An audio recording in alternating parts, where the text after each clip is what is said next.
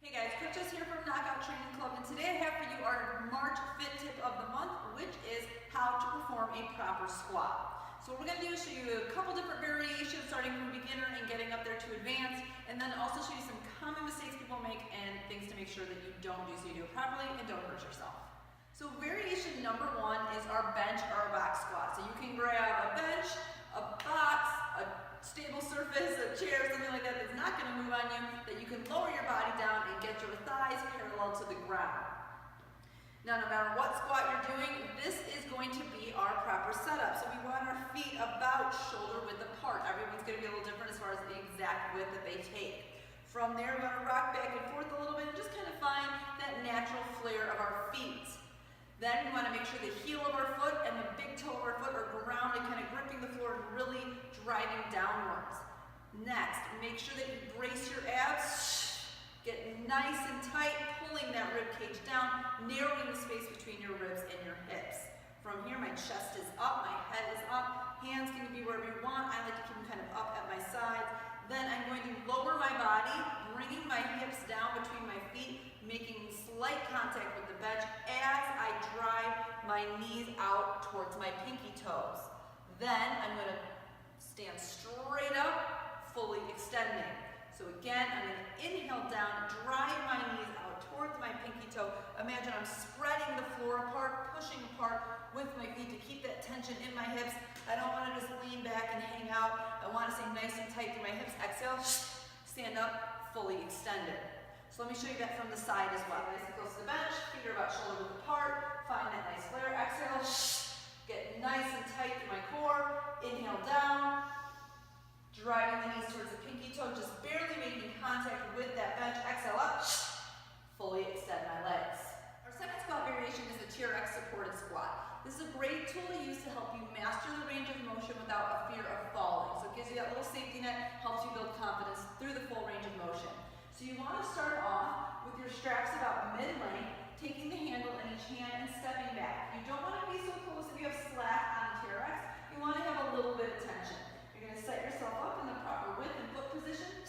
With your abs engaged, chest is nice and tall. And then I'm going to lower myself down just like I normally would into my squat, bending the knees, bringing the hips down between my feet as I let my arms extend and hold on to the TRX.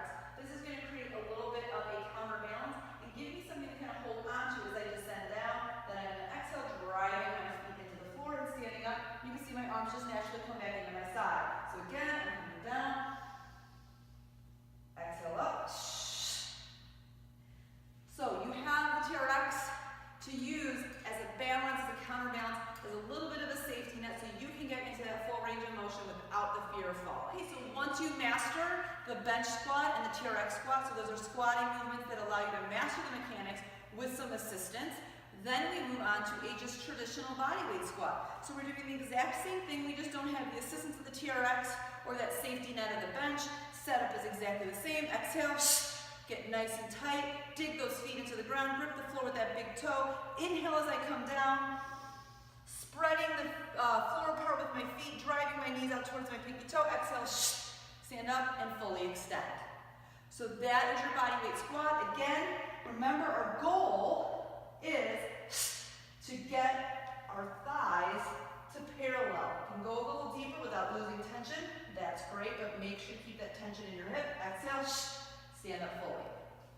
Once you master the mechanics using the 3 different variations of the bodyweight squat, then we're going to add some load. And to do that, we're going to do a kettlebell goblet squat. You can also do this drill holding a dumbbell as well. You just hold it vertical and kind of rest your hands underneath the large part of the dumbbell. But today we're going to use a kettlebell. So I'm going to come down, pick this up. I'm going to hold it at the horns at either side, nice and tall. I want it about chest height. I'm pulling my arms into my side, kind of pulling them into my ribs. It's going to help create more tension in my core. Setup is exactly the same. Get nice and tight. Inhale down. Exhale. Stand straight up. So just keep that kettlebell close to the body, hugging it in, hugging the arms into your side, and lowering down with control. Same things we were talking about before. Weight is in your heels, knees are driving out. Exhale, stand up. Once you you master the goblet squat with an 8 kilo, you can move up from there, 12, 16, just make sure your form is on point so you don't hurt yourself. From there, then we go to a double racked kettlebell squat. So this is going to be the most advanced variation we're going to show you today. So with the double racked kettlebell squat, you're going to hold a kettlebell in each hand with the kettlebell resting on the outside of your wrist. Wrists need to be nice and straight with your knuckles pointing up to the ceiling. Forearms need to be vertical. So you don't want them to cave in and you don't want them to flare out. So nice and vertical, arms are hugging into the body. Everything else, just like the other variations, is exactly the same. Again, inhale down, driving the knees out towards the pinky toe. Keep that tension. Exhale, stand up. So that is your double kettlebell racked squat. So now that we've showed you the different variations of the squat that take you from beginner to a more advanced loaded squat, I wanted to address some of the things that we often see people do wrong, so you make sure as you're doing each of these variations that you are avoiding doing those things so you don't get injured. So one of the main things that we see a lot of times with people is that as they lower or descend into their squat, they will start to lift their heels off the ground.